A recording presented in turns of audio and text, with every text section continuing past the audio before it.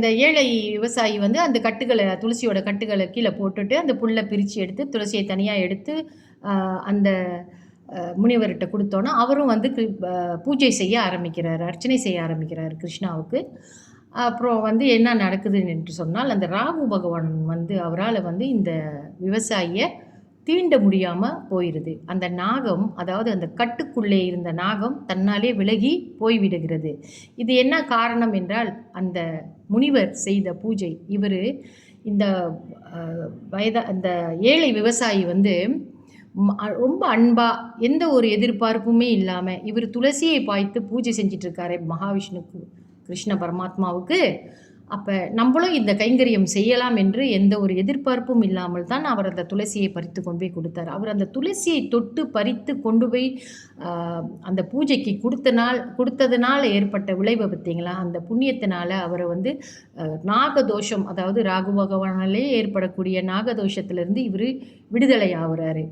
அப்படின்னா ஒவ்வொரு இந்த கதையிலேருந்து நம்ம என்ன தெரிஞ்சுக்கணும்னா, நம்மளுக்கு வந்து சுவாமிகளுக்கு வந்து நம்ம வில்வம் பாய்க்கிறோம், சிவனுக்கு வில்வம் பாய்க்கிறோம், மகாவிஷ்ணுக்கு துளசி பாய்க்கிறோம். இந்த மாதிரி பச்சிலைகள் வந்து எவ்வளோ ஒரு மகத்துவம் பார்த்தீங்களா? அதை தொட்டு நம்ம புழங்கும் பொழுது நம்மக்கிட்ட இருக்கிற அந்த தோஷங்கள்லாம் கூட விலகுது. ஆனால் நம்ம மனசில் வந்து எந்த ஒரு இதுதான் எனக்கு நடக்கணும், இதுதான் எனக்கு வேணும், நான் இந்த துளசியை உனக்கு கொடுக்குறேன், நீ எனக்கு இதை கொடு அதை கொடுன்னு கேட்காமையே, எந்த ஒரு எதிர்பார்ப்புமே, அதில் இருக்கிற நன்மை தீமை தெரியாமையே தான் அவர் கொண்டு போய் அந்த துளசியை அந்த முனிவர்கிட்ட கொடுத்து அர்ச்சனைக்கு கொடுக்குறாரு. ஆனாலும் பகவான் அந்த பூஜையை ஏற்றுக்கிட்டு, அந்த முனிவர் செய்த அர்ச்சனையை ஏற்றுக்கிட்டு, அது கொண்டாந்து கொடுத்தவருக்கே, அந்த துளசியை கொண்டாந்து கொடுத்தவருக்கே ஒரு தோஷம் கழிகிறது என்றால், அந்த துளசியை வைத்து நம்ம பரமாத்மாவை வழிபடும் பொழுது நம்மகிட்ட இருந்து இந்த எத்தனை தோஷங்கள், ஒவ்வொரு நாளும் நம்ம செய்கிற சில சில சின்ன சின்ன தவறுகளால் ஏற்படக்கூடிய தோஷங்கள் கூட நம்மளை விட்டு விலகும். ஸோ இந்த மாதிரியான மூலிகைகளை வைத்து நம்ம தெய்வங்களுக்கு, கடவுள்களுக்கு நம்ம அர்ச்சனை செய்யும் பொழுது அதனுடைய பலன் மகத்தானது என்பதை நாம் இந்த கதையிலேருந்து நம்ம புரிஞ்சுக்கிறோம். இந்த துளசியோடைய மகிமையை பற்றி இதில் இந்த சிறிய கதையிலேருந்து நம்ம புரிஞ்சுக்கிறோம்.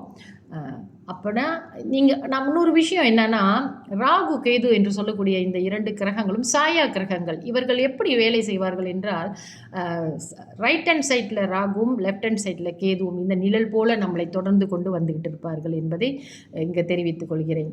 இந்த கதையை நான் சொல்வதற்கு ஒரு காரணம் இருக்கிறது. நம்ம வந்து எப்பவுமே நம்ம கூடியே நிழல் போல வந்து கொண்டிருக்கின்ற ராகு கேதுகளை என்னைக்கும் நம்ம எப்பவுமே ஒரு பச்சிலை வைத்து வழிபாடு செய்வது நல்லது. நன்றி, வணக்கம்.